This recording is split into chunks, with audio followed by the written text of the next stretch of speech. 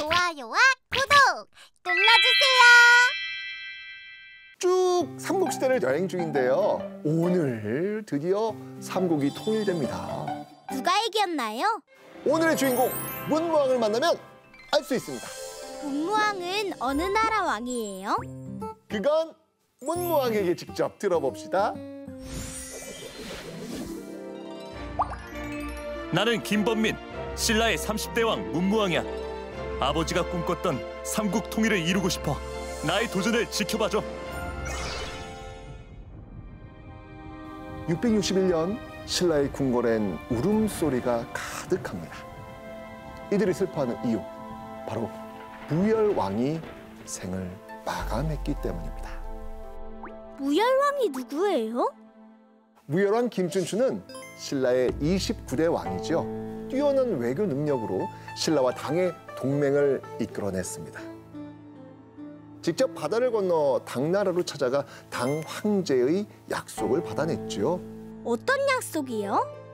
신라가 고구려 백제를 공격할 때 당이 도와주면 평양 위쪽의 고구려 땅은 당이 갖고 평양 아래의 고구려 땅과 백제를 신라가 갖기로 말이죠.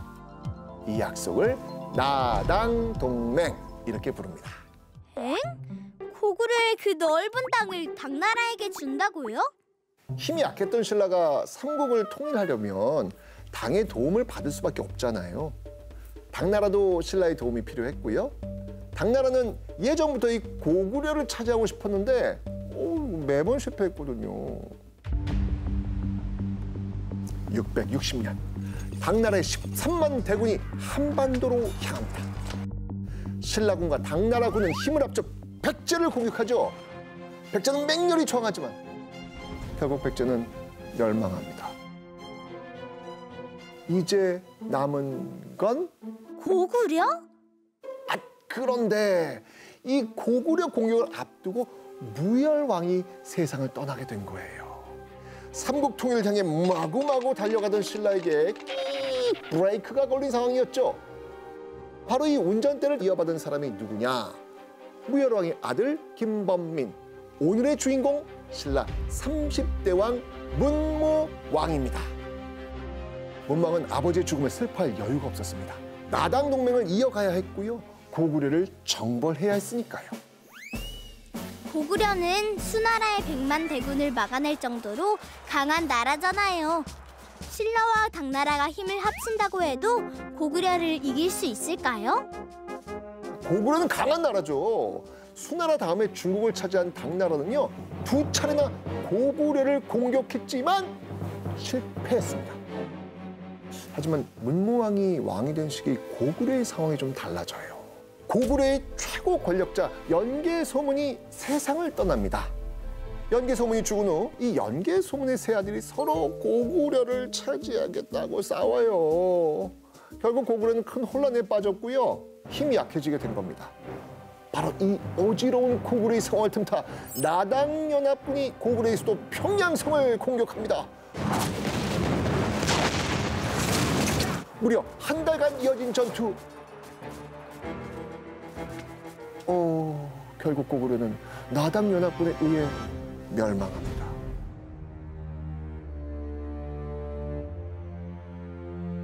최후의 승리는 백제도 고구려도 아닌 신라의 차지였던 겁니다. 가장 약했던 나라 신라가 삼국을 통일하다니 반전! 그러나 아직 안심하긴 이릅니다. 또 뭐가 남았어요? 신라와 당이 했던 약속 기억하세요? 고구려 땅을 당나라에게 주고 백제 땅은 신라가 갖기로 약속했잖아요. 그런데 당이 다른 생각을 하는 거예요. 당은 백제까지 가져버리고 심지어 신라까지 위협합니다. 신라는 사냥이 끝난 후 필요 없어진 사냥개처럼 비참한 처지가 된 거예요. 당나라 배신자! 과연 신라의 문무왕은 어떤 선택을 할까요? 문무왕은요, 당이 차지하고 있던 오골성을 공격합니다. 신라와 당의 전쟁, 일명 나당 전쟁이 시작된 겁니다. 문무왕은요, 당나라가 차지했던 옛 백제 땅의 대부분을 장악하죠. 하지만 상해도 지역에서 당의 공격을 받은 이 신라군. 이 성문 전투에서 신라군은 당나라에게 아주 크게 집니다. 신라는 군사 대부분을 잃게 되죠. 신라의 위기. 이때 문무왕의 선택은 문무왕은 당의 황제에게 싹싹 빕니다. 예, 금은 부하까지 바치지요. 황제 폐하, 죽을 죄를 지었사옵니다. 폐하께서 구해주신 덕에 우리 신라가 겨우 멸망을 면했사옵니다. 몸과 뼈를 갈아도 큰 은혜에 보답할 수 없으며 머리를 부수어 재와 먼지가 되어도 어찌 그 은덕을 갚겠사옵니까? 헐, 비굴해요. 문무왕의 진심이 아니었어요. 반격할 수 있는 시간을 벌기 위해 속임수를 쓴 겁니다.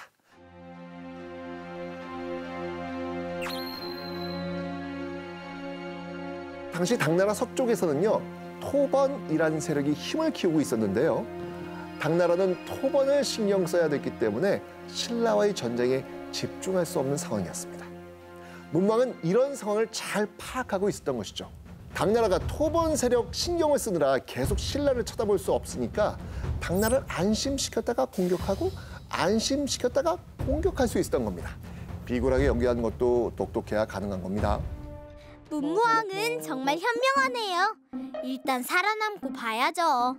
당나라를 안심시킨 후 문무왕은 당나라 군을 막을 수 있는 성을 짓습니다. 당나라를 속이고 전쟁을 준비한 문무왕, 드디어 발톱을 드러냅니다. 당나라 20만 대군이 진을 치고 있는 매소성 부근, 3만 명의 신라군이 당나라군을 공격합니다. 과연 이 전투의 결과는 두구두구두구. 신라의 승리! 연이어 신라군은요, 기벌포 전투에서도 승리를 거두죠. 마침내 당나라를 한반도에서 쫓아내는 데 성공한 문무왕. 7년 동안 이어진 나당 전쟁은 신라의 승리로 끝이 나게 됩니다. 당시엔 한 나라가 다른 나라를 정복하면 그 백성을 노예로 삼는 경우가 대부분이었거든요. 하지만 문무왕은 달랐습니다. 고구려와 백제의 백성까지 신라의 백성으로 끌어안습니다.